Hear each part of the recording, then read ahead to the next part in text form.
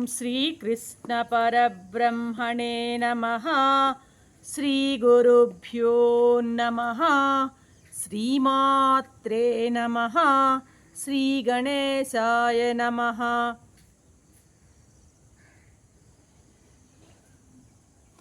ప్రియాత్మ బంధువులారా, నిత్య జీవితంలో భగవద్గీత 524వ భాగం 18వ అధ్యాయం మోక్ష సన్యాస యోగం.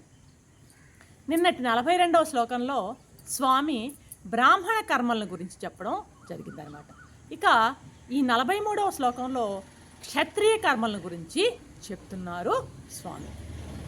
శౌర్యం తేజోదుతిర్దాక్ష్యం యుద్ధే చాప్య ఫలాయనం దానమీశ్వర భావశ్చ క్షాత్రం కర్మ స్వభావజం అంటున్నారు స్వామి.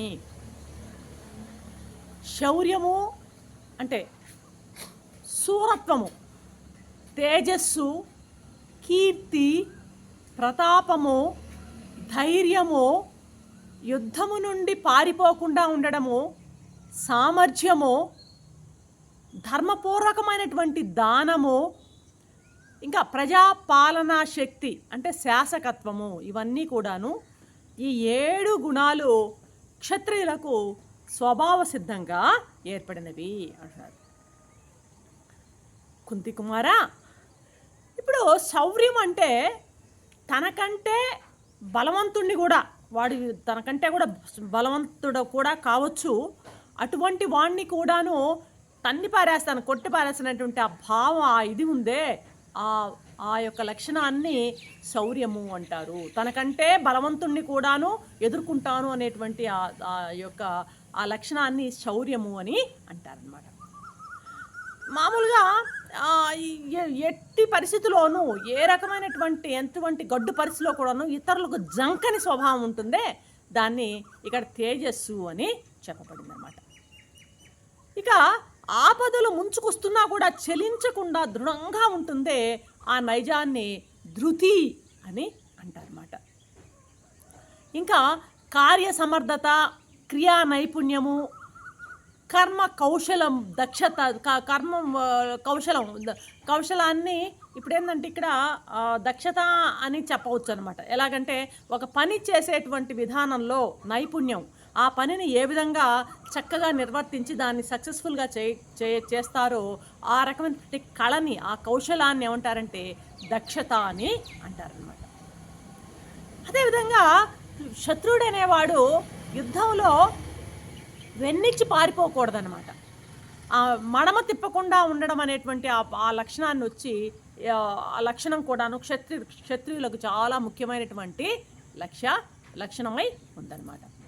ఇక ఎదుటి దర్పానికి కూడా, ఎదుటి వారి యొక్క ఎట్టి దర్పానికి కూడా తల వగ్గనటువంటి స్వాతంత్ర భావం ఉందే, అది వచ్చి క్షాత్రం అని అనబడుతుంది అనమాట. ఇలా క్షత్రియుడుకు ఈ 7 లక్షణాలు స్వభావ సిద్ధంగా లభించేటువంటి కర్మలై ఉన్నాయి. ఏంటవి? మొట్టమొదటి శౌర్యము, తేజస్సు, ధృతి, తర్వాత దక్షత, యుద్ధంలో పారిపోకుండా ఉండడము, తర్వాత దర్పానికి తలవగ్గని స్వాతంత్ర భావము, ఇవన్నీ కూడాను క్షత్రియునికి స్వభావజనితంగా వచ్చినటువంటి కర్మలు, చెప్పబడినటువంటి కర్మలు అన్నమాట. క్షత్రియులు బేసికల్గా క్షత్రియుడు అనేవాడు ఎలా ఉండాలంటే తన ప్రజలను కన్నబిడ్డల్లాగా చూడాలి. ప్రజలను పాలించడం అన్నది అతని యొక్క ధర్మము.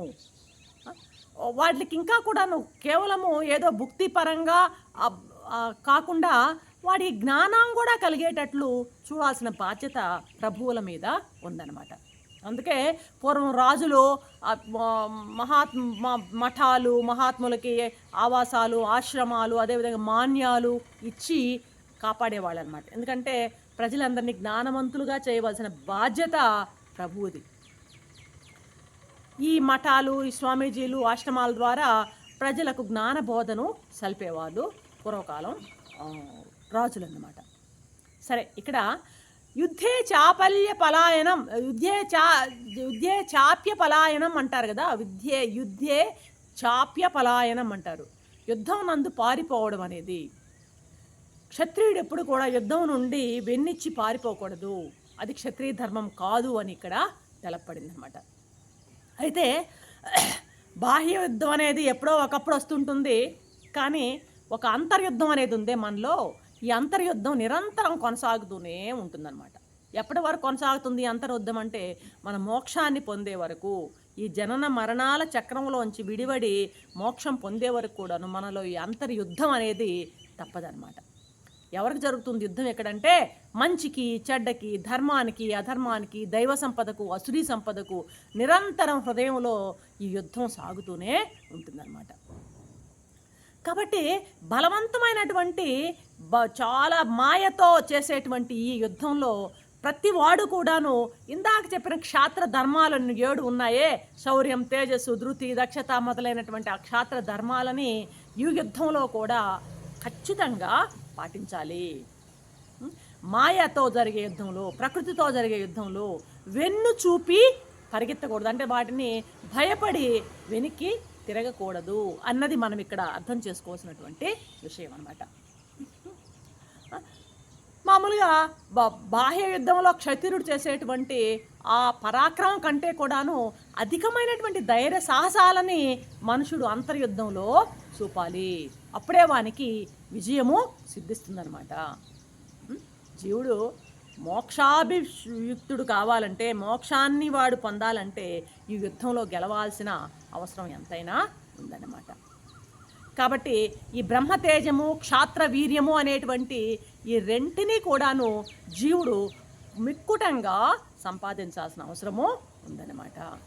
ఇంకా ఈ లక్షణము ఆత్మసాక్షాత్కారం, జీవన్ముక్తి పొందే వరకు కూడాను ఈ లక్షణాలతో ఆ లోపల జరిగేటువంటి అంతర్యుద్ధాన్ని యుద్ధంలో పాల్గొని ఆ యుద్ధాన్ని జయించి విజయుడు కావాలి. కాబట్టి ఈ విషయాలన్నీ కూడాను పెద్దలు చెప్పేవి, మనం చెప్పేవి కదా, అనుభవజ్ఞులైనటువంటి పెద్దలు మహాత్ములు చెప్పినటువంటి విషయాలు అన్నమాట.